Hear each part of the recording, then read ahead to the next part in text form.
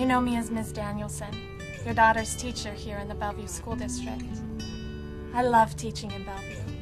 The kids here are the best. It's for them that I wanted to speak with you today. There are some real difficulties facing some of my families. And the funny part is, it's because we live in such an economically successful part of the country. The amount of wealth generated here is incredible. Certainly, the positive side of the boom is that there are opportunities of every kind available on the East Side right now. There are employment opportunities, shopping, medical, cultural, recreational, you name it. And that's wonderful. Well, today, the jobs have all come to the East Side, and there's a tremendous amount of population here during the daytime. In fact, we have more jobs in Bellevue than we have people who actually live here. The number of millionaires that call our neighborhoods home is steadily increasing, and this drives the market. People pay what they can afford. In 1990, the average East Side home cost just over $230,000. Today, that same home costs over $630,000. And these prices continue to rise, and the rental market's no better. While the average rent for a one-bedroom apartment in our county is $710 a month, here on the East Side, it's $972 a month. And for families with children, these costs go much, much higher. It's remarkable how many people I've heard say could not afford to live in Newcastle if they had a home, to buy a home today. And I certainly am one of those. I'm stunned at how much my home has appreciated in value. Entry-level housing is so far out, it's so far removed from where we are here, and I think that it's probably very much disappearing in Seattle. We talk about it as gentrification, and when you look at the cost of housing all over in the Puget Sound region, you know that entry-level housing just isn't certainly being built. What's happening right now is that the apartments that used to be rented by sort of mid-level workers are being condominiumized, going into the high end. That means the mid-level workers move to the next set of apartments down, those people move to the next set of apartments down, and the people at the bottom get pushed off the end of the cliff.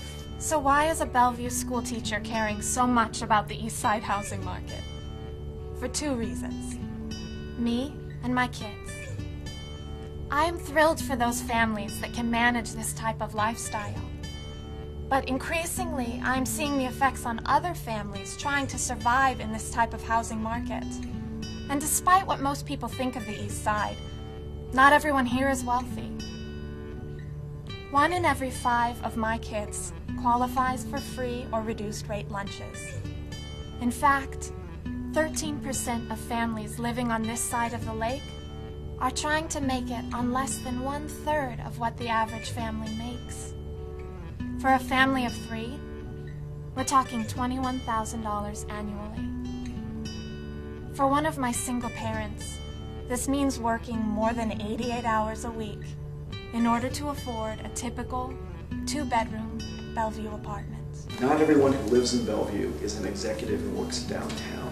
There are many jobs that need to be filled by people with all kinds of skill sets and all kinds of income levels. The lack of affordable housing is a really difficult issue on the East Side because it's kind of an invisible problem. Because you don't realize that someone is struggling to pay for their housing when they have a roof over their head.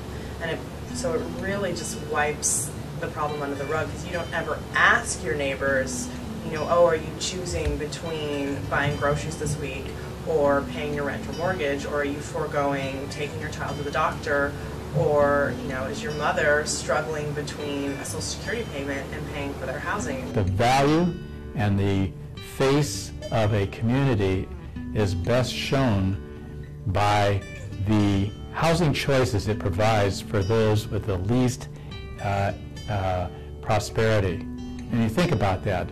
If a community can't provide for those people that need housing, that have the least prosperity, then we have tent cities, and nobody likes that. And then we have people on the street, and nobody likes that. We have families living in cars. We can't tolerate that. So what's happening? I'm losing many of my students. More and more families are moving further and further away, heading east or south, commuting long distances to come to work. Or they're overcrowding into Eastside homes, living 2 to 3 families to one house. And this is affecting the kids. Many of my students are not getting enough time with their parents. And some students are reporting that they've had to skip meals at home because there wasn't enough money for food. As families face higher housing costs, they are spending a greater and greater proportion of their income on housing. And so that takes away from other vital necessities. It takes away from clothing, from food, from transportation, and from health care. And so the more expensive housing is, the more delicate the balance that people are in. In some cases, we find that a child's falling asleep in school and finding that they don't have a bed at home. Or a child misses school, and when we call, find that the child can't get to school because their mother has a 4 a.m. time commitment to work, and the child has to set their own alarm. If they miss the bus, there's no way for them to get there. You have in the East Side a number of homeless families who are essentially car camping. Pretty hard to do your homework by candlelight in the back seat of a car. If a family is doubled up or tripled up in order to afford housing, that places great stress on the ability of a kid to focus on anything beyond getting through the next day. These kids are our future, and I want to help them overcome every obstacle that they face. But it's becoming difficult for me to stay.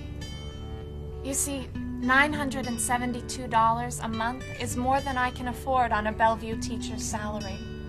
And this is true for many of my coworkers. In fact, lots of people on the East Side making very decent wages of $12 to more than $20 an hour cannot afford to live in our community. This means we're losing the backbone and core of the East Side workforce daily, and something needs to be done. Teachers come with a passion to teach in Bellevue, and then they're okay for a couple years living in an apartment, and then when they want to buy a permanent home, they find that they cannot afford it, and they have to leave and go to either someplace south or even north. And in that case, they're commuting, and because we haven't solved the commuting problem either, they just can't afford the time to be here. I mean, we'll get really uniform communities instead of having, your teacher living in the same neighborhood as your children, or your nurse or your doctor even living in the same neighborhood as you. They're going to be relegated out to farther and farther away. One of the things we've not done a good job at here at the East Side are creating downtown urban centers that have the kind of exciting vitality that comes from having mixed incomes and various mixes of people living together in a community, and having your workforce close by accomplishes that. By the way, I was almost 40 before I was able to afford my first home, so affordable rental housing was critical to me as a single mom. And actually, it's families like that, families like mine, that are going to be left behind if we don't resolve these issues.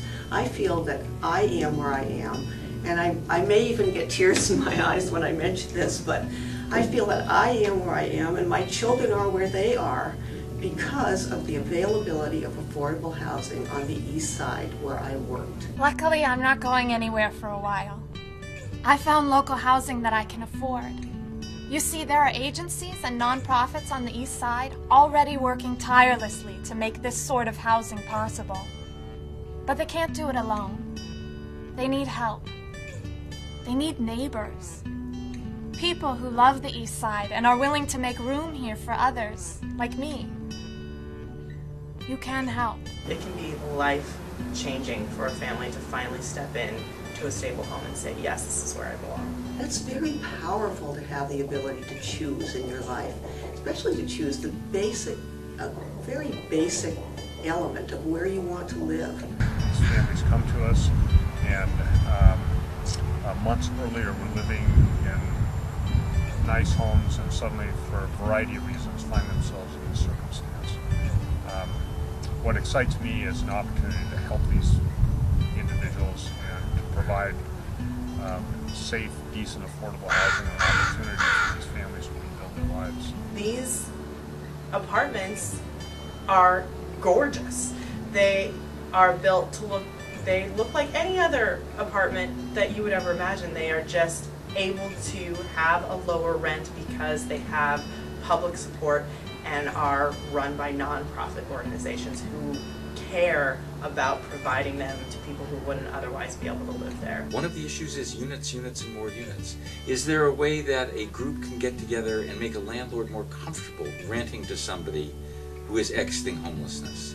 Partnering with a service provider to make those units available? What do we do to welcome developments in our neighborhoods? A yes in my backyard movement. Talk to your mayors, talk to your council members, talk to your electeds about the need for this kind of housing. If this is important to you, let them know.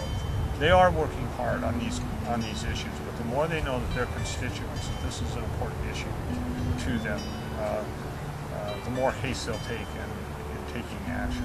If you're not going to be part of the process and sit with us and talk to us about your worries, your thoughts, your needs, your community, then you can't really help us make the change that we need to have. This affordable housing issue is an issue to all of us at some stage in our lives. And if it isn't an issue to us, it's an issue to friends, acquaintances, our elderly parents, our children. You can help.